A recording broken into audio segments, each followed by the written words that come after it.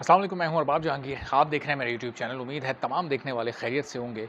और the legend of Maula Jatt Pakistan की वो फ़िल्म है जो कि हर गुज़रते दिन के साथ एक नया रिकॉर्ड बना रही है, ना सिर्फ पाकिस्तान में बल्कि इंटरनेशनल मार्केट्स में भी नए-नए रिकॉर्ड्स ये कायम कर रही है। और इस वक्त ओवरसीज़ में यानी पाकिस्तान से बाहर तो ये चलने वाली इस वक्त सबसे बेहतरीन फ़िल्म है जो कि किसी बॉलीवुड फ़िल्म को अपने मुकाबले पर टिकने नहीं दे रही। आज 2 बड़ी फ़िल्में राम सेतु और थैंक गॉड रिलीज़ हुई हैं, लेकिन मुकाबला नहीं कर पानी वो the legend of Maula Jatt का। और पहले ही दिन समझें कि उन्हें शिकस्त फ़ाश हो चुकी है। The legend of Maula Jatt के जनाब जो 1-2 नए रिकॉर्ड्स हैं और फिर एक जो अहम डेवलपमेंट है वो है इसकी चाइना में रिलीज़।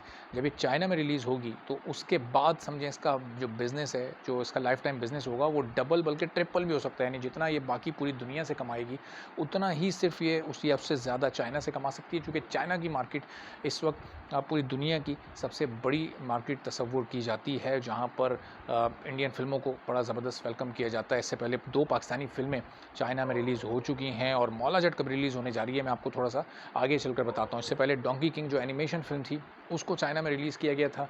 और इसके साथ-साथ हमज़ा अली अब्बासी की ही फ़िल्म परवाज़ है जुनून जो आई थी, उसको भी चाइना में रिलीज़ किया गया था। ये इनका थोड़ा एवरेज सा बिज़नेस रहा था, ये कोई बहुत बड़ा बिज़नेस नहीं कर सकी थी दोनों फ़िल्में, चूँकि ये कोई पाकिस्तान में भी बहुत बड़ी कोई ह्यूज हिट्स फ़िल्म्स नहीं थी ये आई थी।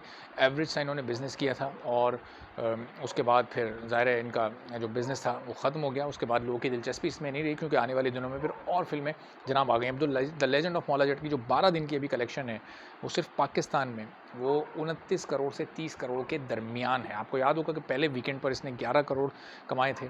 फिर जनाब पूरा वीक जो गुज़रा उस 11 करोड़ से चलते-चलते ये 20 करोड़ तक पहुँची। और फिर जो नया वीकेंड आया, यानी फिर जुमा, हफ्ता, इतवार, ये जो 3 दिन आए, जबकि इतवार के दिन पाकिस्तान वर्सेस इंडिया मैच था, बहुत बड़ा मैच था। उसके बावजूद उसने इस फ़िल्म ने उस दिन सिर्फ़ पाकिस्तान में 3 करोड़ से ज़्यादा कमाए, 3 करोड़ 10 लाख कमाए। और फिर ये 20 करोड़ से उठकर इस वीकेंड तक 29 करोड़ कुछ लाख पर आ गई है, यानी 30 करोड़ को ये टच कर रही है पाकिस्तान में।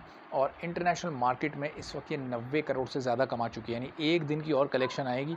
और बहुत सारे अभी मुल्कों का रिकॉर्ड आया भी नहीं है, वहाँ की कलेक्शन नहीं आई, नहीं वहाँ की जब बॉक्स ऑफिस कलेक्शन आएगी तो पता चलेगा कि ये 12 दिन के अंदर-अंदर ओवरसीज़ में 100 करोड़ का रिकॉर्ड पूरा कर चुकी है। 100 करोड़ का जो एक बैरियर होता है, एक बेंचमार्क जो होता है, वो ये क्रॉस कर चुकी है। और पहली पाकिस्तानी फ़िल्म ये ओवरऑल 100 करोड़ कमाने वाली बन गई और सिर्फ़ ओवरसीज़ में भी 100 करोड़ कमाने वाली ये फ़िल्म बन गई है। तो अब तक जो इस फ़िल्म का टोटल बिज़नेस है, वो जो अवेलेबल फ़िगर्स हैं, उनके मुताबिक 124-125 करोड़ है।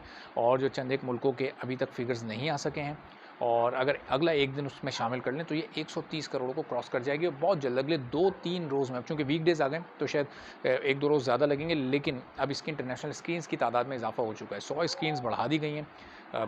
इंटरनेशनल स्क्रीन्स तो बढ़ी हैं, लेकिन पाकिस्तान में लोगों को पता नहीं कब अकल आएगी। न्यूप्लेक्स वाले, सिनेप्लेक्स वाले इतने बड़े-बड़े सिनेमा हाउसेज़ लेकर बैठे हैं और इस फ़िल्म को अभी तक स्क्रीन नहीं कर रहे। बड़ी बदकिस्मती की बात है। पाकिस्तानी अवाम के लिए बड़ी बदकिस्मती की बात है कि पाकिस्तान के अपने सिनेमाघर इतनी बड़ी हिट को, एक मेगा ब्लॉकबस्टर को ओन नहीं कर रहे। और टिकट प्राइस के मामले पर प्रोड्यूसर्स और डिस्ट्रीब्यूटर्स और उनका इशू चल रहा है और वो अभी तक सॉर्ट आउट नहीं हो रहा। चलें, बहरहाल अब चाइना में कब ये रिलीज़ होने जा रही है, इस तरफ ज़रा आते हैं। तो जनाब, चाइना में रिलीज़ करने के लिए सबसे पहले जो इसकी तैयारी की जा रही है वो है इसकी डबिंग। वो चाइनीज़ डबिंग इसकी की जा रही है। कोशिश ये की जा रही है कि चाइना में इसको चाइनीज़ डबिंग के साथ रिलीज़ किया जाए, ताकि फिर ये बॉक्स ऑफिस पर, चाइनीज़ बॉक्स ऑफिस पर बड़ा बिज़नेस करे। चूँकि जब उनकी अपनी लैंग्वेज में उनको वहाँ फ़िल्म देखने को मिलेगी, सबटाइटल्स के साथ देखने में वो मज़ा नहीं आता। तो बगैर सबटाइटल्स उसमें चाइनीज़ ना हो, सबटाइटल्स चाहे उसमें इंग्लिश हो, और चाइनीज़ लैंग्वेज में अगर ये डब होकर वहाँ रिलीज़ होगी तो आप सोचें कितना बड़ा ये बिज़नेस कर सकती है। चूँकि इसमें वीएफएक्स के लिए हॉलीवुड से मदद ली गई है। बहुत सारे इंडियंस ने भी इसमें अपना प्रोफेशनल रोल प्ले किया है, और ज़ाहिर है वो तमाम चीज़ें स्क्रीन पर नज़र भी फिर उसकी क्वालिटी आ रही है।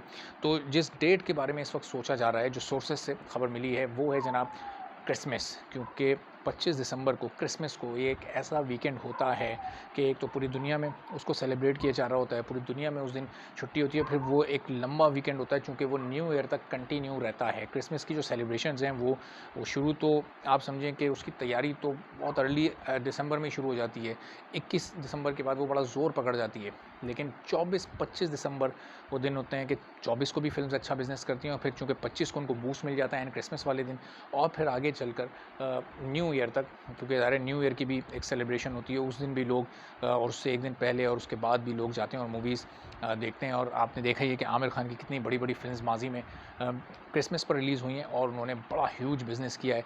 और एक तरह से इंडियन इंडस्ट्री की उन्होंने शक्ल ही और वो जो बेंचमार्क्स होते हैं 100 करोड़, 200 करोड़ क्लब, 300 करोड़ क्लब, वो नए-नए क्लब्स मुतारिफ़ करवाए गए हैं। तो the legend of Maula Jatt अब क्रिसमस पर रिलीज़ होगी जनाब चाइना में, और चाइना में अगर ये फ़िल्म पिक हो गई तो उस वक्त तक एक तो इसका बिज़नेस वैसे ही 200 करोड़ क्रॉस कर चुका होगा, कोई इसमें कुछ नहीं कहा जा सकता कि 250 भी क्रॉस कर चुका हो, 300 के करीब पहुंच चुका हो। और अगर वहाँ पिक हो जाती है तो फिर ये ऐसा बिज़नेस कर सकती है, फिर ये इतनी ऊपर जा सकती है कि जो बॉलीवुड की बड़ी-बड़ी हिट्स हैं और जो बड़ी ब्लॉकबस्टर फ़िल्म्स हैं, ये उनको भी टफ़ टाइम दे सकती है। क्योंकि बहुत सारी बॉलीवुड की ऐसी फ़िल्म्स हैं जो कि 600 करोड़, 700 करोड़ का जिन्होंने पूरी दुनिया से बिज़नेस किया है, तो फिर ये उस रेंज में, ये उस लेवल पर आ सकती है। और अगर ये उस लेवल पर आती है तो ये पाकिस्तान की और पाकिस्तानी सिनेमा की एक बड़ी कामयाबी होगी। और फिर इससे आने वाली फ़िल्मों को एक तो बड़ा बूस्ट मिलेगा, क्योंकि अब लोगों को सिनेमा जाने की आदत होगी और फिर लोगों को ये यकीन होगा पाकिस्तानी फ़िल्म मेकर्स पर कि वो क्वालिटी फ़िल्म्स प्रोड्यूस कर रहे हैं, तो फिर लोग वो काम देखने सिनेमा जाएँगे भी। और फिर एक बार वही बात कि इंटरनेशनल मार्केट में इस वक्त आप देखें कि फवाद खान और हमज़ा अली अब्बासी की इस शाहकार मूवी ने अक्षय कुमार और जनाब अजय देवगन, उनकी फ़िल्मों को बिल्कुल साइड में कर दिया है। और ब्लैक एडम्स के साथ भी इसका नेक टू नेक मुकाबला चल रहा है। ज़ाहिर है कि वो एक इंटरनेशनल लेवल की फ़िल्म है, वो एक उस कोई मुकाबला नहीं है। इस फ़िल्म ने बहरहाल बॉलीवुड को तो टफ़ टाइम किसी हद तक दिया है, लेकिन ज़ाहिर है कि हॉलीवुड और बाकी तमाम फ़िल्म इंडस्ट्रीज़ में एक बहुत बड़ा गैप है। लेकिन उसके बावजूद भी इंटरनेशनल मार्केट में ये उसके साथ-साथ बहुत बेहतर अंदाज़ से चल रही है, और उम्मीद भी हम ये करते हैं कि आगे भी इसी तरह चलती रहेगी। तो अब इस फ़िल्म के हवाले से जो भी मज़ीद डेवलपमेंट्स आएँगी और जब इसका ऑफ़िशियल बयान सामने आएगा इसके क्रिसमस पर चाइना में रिलीज़ होने का और चाइनीज़ डबिंग मुकम्मल होने का, तो इंशाल्लाह फिर आपसे अगली वीडियो में ज़रूर मुलाकात होगी। चैनल पर आप नहीं हैं तो चैनल ज़रूर सब्सक्राइब कर लें, ताकि इस फ़िल्म के हवाले से और दीगर तमाम इश्यूज़ पर आप भी अपडेटेड रह सकें। इजाज़त दीजिए, अल्लाह हाफ़िज़।